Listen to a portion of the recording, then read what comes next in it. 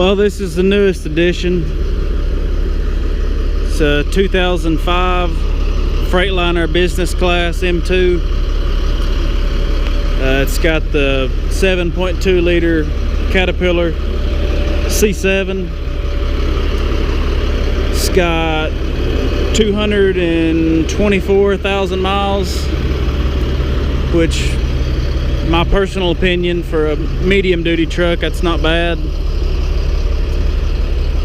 This truck had a 24-foot flatbed, and my buddy's kind of a part-time fabricator, and we took and cut the frame here and built this dovetail. Got it all welded up. The ramps, to keep the angle, we ended up having to make the ramps a little bit longer than I wanted to.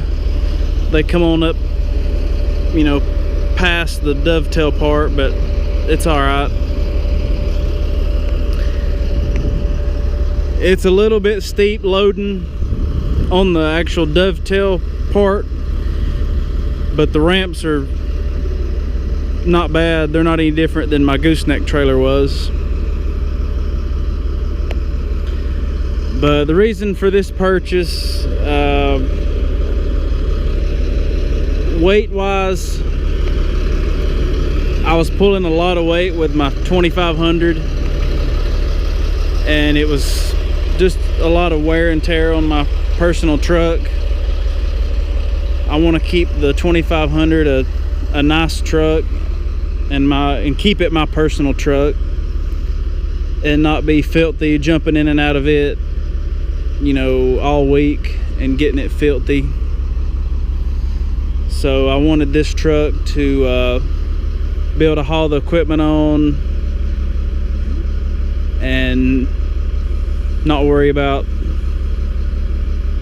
getting my truck filthy. And also with this, I'm under CDL. The truck's got a 26,000 GVW, and then even with the machine and everything loaded, I'm still under 26,000. With the pickup truck and my gooseneck trailer all loaded down, I was well over 26,000. So with this medium duty truck loaded down, I'm actually lighter weight than I was with my pickup. It does have air brakes, which I wanted that way I can stop on a hill. Whereas my 2500, it was a straight shift transmission. Anytime I wanted to stop, you know, I had to either put it in gear, which I hated doing, putting that pressure on the transmission, or find somewhere level as I could, or have somebody scotch the tires so I could, you know, leave it in neutral and get out.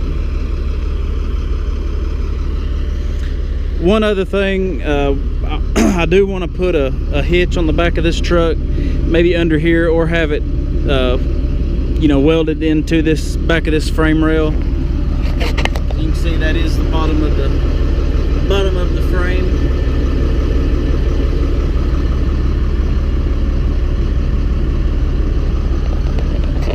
Not to pull anything heavy, just to, if I wanted to pull the, you know, a load of straw or something to a job site, or just, you know, a lawnmower or something. I didn't have room for it on the back here. I could, you know, be able to tow something if I had to.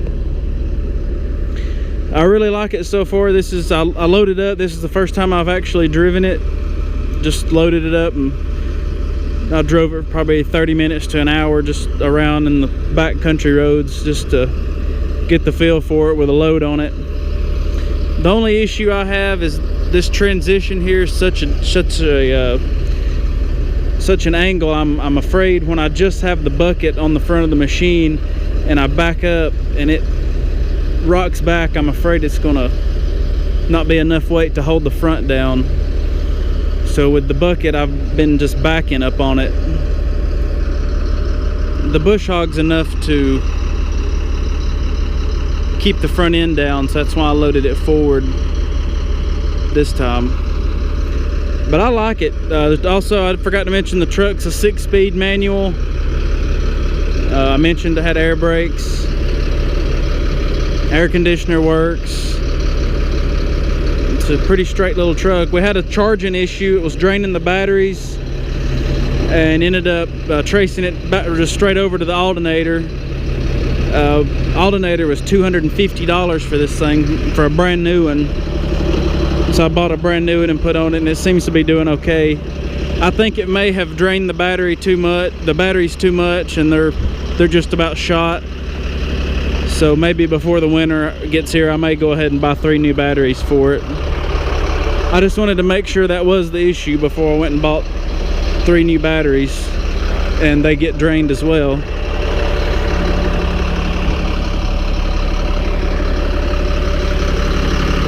There's the new alternator.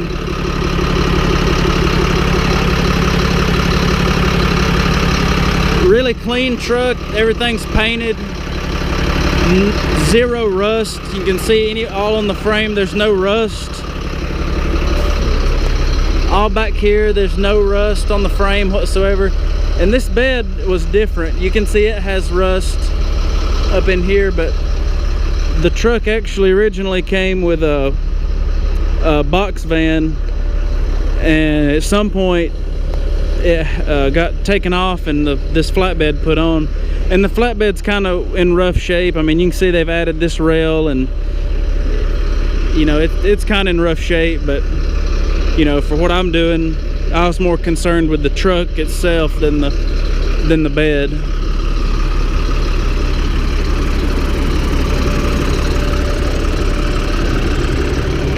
And I'm letting it cool down now. I just got through driving it and it was hot out here, so I'm letting it cool off.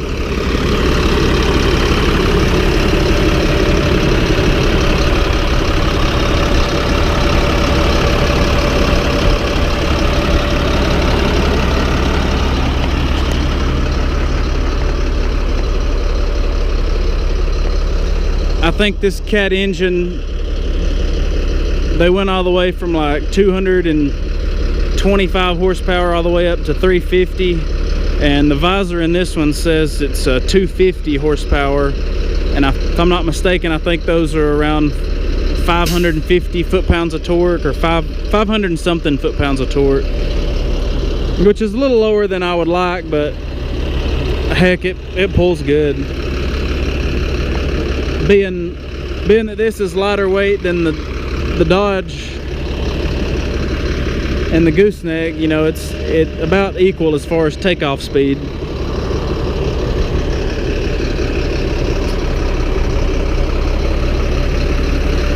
But anyway, this is what I'll be using from now on to go to jobs and do different things. I'm gonna end up selling my gooseneck trailer just to offset the price of this truck, so I'll be able to